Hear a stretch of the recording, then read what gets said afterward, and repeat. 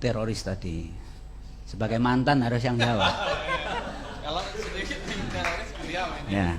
Mantan teroris yang paling sopan. Jadi begini, tadi kan belum saya singgung. Latar belakang teroris itu penting. Iya penting. Jadi latar belakang kami itu kan yang ngawali aksi teror di Indonesia. Kami ini adalah penerus Negara Islam Indonesia, NII, yang dulu diproklamirkan oleh Kartosuwiryo tahun 1949.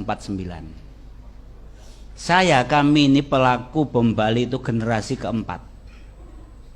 Nah, jadi begini, apakah pemikiran itu eksklusif atau dan lain sebagainya, itu menurut saya itu nanti malah membingungkan. Karena pemikiran eksklusif itu apa toh kan gitu. Yang terpenting itu bahwa ini.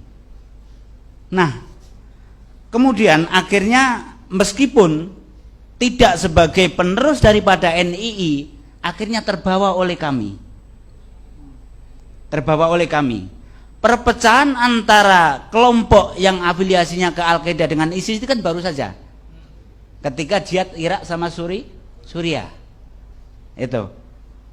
Nah, adapun masalah ideologi sama sebetulnya. Ada dua prinsip yang dimiliki oleh teroris. Satu, negara Islam. Dua adalah melaksanakan jihad fi sabilillah. Itu saja. Jadi meskipun sekarang ini Indonesia NKRI ini makmur, semakmur-makmurnya lebih daripada Singapura, tetap saja akan ada teroris. Karena yang diinginkan itu bukan masalah makmurnya, tapi yang diinginkan negara Islam dan keinginan untuk bisa melaksanakan jihad fi sabilillah.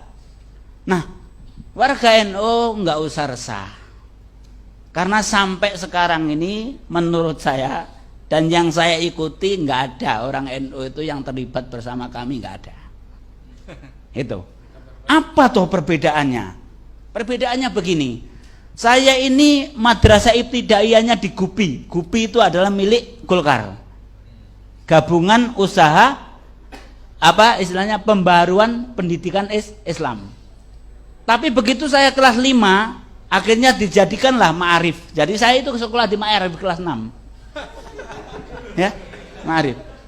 Tidak ada ajaran dari Gupi apalagi dari Ma'arif yang mengarah ke radikal. Ingat bahwa cerita saya itu, saya kelas 5 itu sudah kelas 5 SD Ibtidaiyah itu sudah menurunkan lambang negara Garuda itu. Dari mana ajarannya? Dari kakak saya Mukhlas yang dieksekusi itu, pimpinan bom Bali. Pada waktu itu Mukhlas sekolah di Pondok Pesantren Al Mukmin Ngruki Solo. Pondoknya Ustadz Abu Bakar Basir. Begitu Mukhlas liburan, saya ini masih kecil sudah diajari bahwa Pancasila ini tauhid. Pada waktu itu presidennya kan Soeharto tauhid. Polisi tauhid, tentara tauhid. Jadi apa label-label itu sudah saya dengarkan sejak kecil. Lah Bapak almarhum itu kan Cari Sekdes. Waktu itu namanya Cari, ya harus ada foto wakil presiden plus Pancasila. Saya turunkan itu karena diajari oleh Mukhlas. Itu kelas 5 SD, saya sudah radikal. Kan gitu. Nah, sekarang ini tugas kita kan sudah ngerti itu. Jadi bahwa di situ tidak jauh. Yang akhirnya ISIS pun dari sana. Itu. Jadi dari pendidikan yang sejak dini.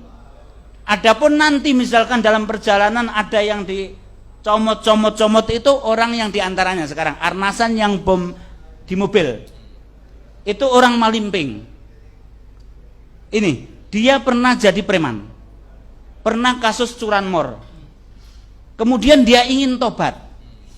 Kalau tobat ini ketemu orang NU atau orang Muhammadiyah mesti dinasihati, kamu harus memperbaiki sholat kamu, kalau nanti punya duit umroh, kan begitu. Ini kalau normal, ketemu ustadznya nggak normal. Waduh, dosamu ini banyak. Nggak bisa dihilangkan kecuali kamu berada di medan jihad dan mati syahid, ya wis. kan gitu. Nah, jadi sekali lagi bahwa pendidikan yang akhirnya mengarah ke terorisme, kita membahas terorisme karena nanti sering saya katakan bahwa radikal itu ada dua, yang benar-benar radikal yaitu teroris, terus yang setengah radikal. Setengah radikal ini siapa toh? Setengah radikal ini katanya masih mau Pancasila, masih mau NKRI, tetapi menggerogoti Pancasila dan NKRI, mau juga duitnya pemerintah, mau juga duitnya negara. Kalau yang radikal teroris nggak mau duit itu, nggak mau. Jangan ke masalah itu. Ini ada pegawai negeri yang infak sedekah ke kita nggak kita terima, karena menurut kami bahwa gaji pegawai negeri adalah minimal subhat, kalau nggak haram. Itu kami. Makanya ini nomor satu radikal adalah teroris. Ada setengah radikal. Nah, tadi kan pertanyaannya menjawab, apakah mungkin yang setengah radikal ini bisa jadi radikal atau teroris? Sudah sering saya coba, saya ajak nggak berani mereka. Itu. Karena apa? Karena mereka nggak mau resiko. Itu. Kenapa? Sekarang masalah duit. Ketika kami mempersiapkan bom di Bali, itu duit sepeser pun nggak dikasih. Ini. Jadi yang memberi duit kita kalau mau makan itu bagian akomodasi Amroji sama Idris. Kita kosong, nggak dikasih apa-apa. Begitu evaluasi bom Bali plus pesta karena hafla, karena kita berhasil meledakkan di Bali, di Solo di tempat kontrakannya Abdul Matin, begitu selesai kami dikasih uang 500 ribu untuk mengantisipasi kalau ada apa-apa. 500 ribu dari Lamongan kabur sampai mana? Jadi itu masalah dunia. Untuk radikal teroris nggak ada. Makanya yang setengah radikal itu sering saya ajak, jangan nanggung jadi radikal, ayo gabung dengan kami. Oh kalau mau gitu rame sudah kan gitu. Itu, nah seperti itu. Nah itu, jadi itu Mas, tugas kita ini bagaimana sejak dini ini kita antisipasi supaya pemahaman radikal ini tidak sampai ke apa istilahnya masyarakat kita atau generasi kita. Terakhir buat jenengan ini, tadi sempat disinggung adanya hubungan antara terorisme dengan iklim politik. Itu benar nggak ada? Misalnya ketika politik berkembang terus radikalisme. Nah begini, kalau orang normal itu yang didambakan kedamaian. Tapi kalau teroris yang didambakan adalah kerusuhan. Karena dengan adanya kerusuhan itu kemungkinan akan adanya jabha atau front jihad atau medan perang. Oleh karena itu, saya kasih contoh. Ketika demo 212, mayoritas tokoh alumni Afghanistan itu sudah ada di Jakarta. Itu. Untuk apa? Untuk menunggu chaos. Jadi kalau sampai waktu itu para pendemo tidak sabar terus konslet sama polisi atau TNI, tepuk tangan ini teroris ini. Karena ada medan. Jadi itu yang dimanfaatkan oleh mereka. Jadi untuk supaya ada ini chaos. Iya. Kalau untuk terjun ke politik nggak ada, sampai sekarang teroris nggak ada yang terjun ke dunia politik. Tapi ngompor-ngompori supaya nanti terbentuk bukan negara Islam dulu tapi chaos. Nah, ini juga harus kita sabar. Oleh karena itu begitu saya ditangkap pertama kali, saya sudah sampaikan ke Mabes Polri waktu itu yang nangkap saya, jangan sampai terjadi peristiwa Ambon sama Poso. Ini yang harus kita antisipasi.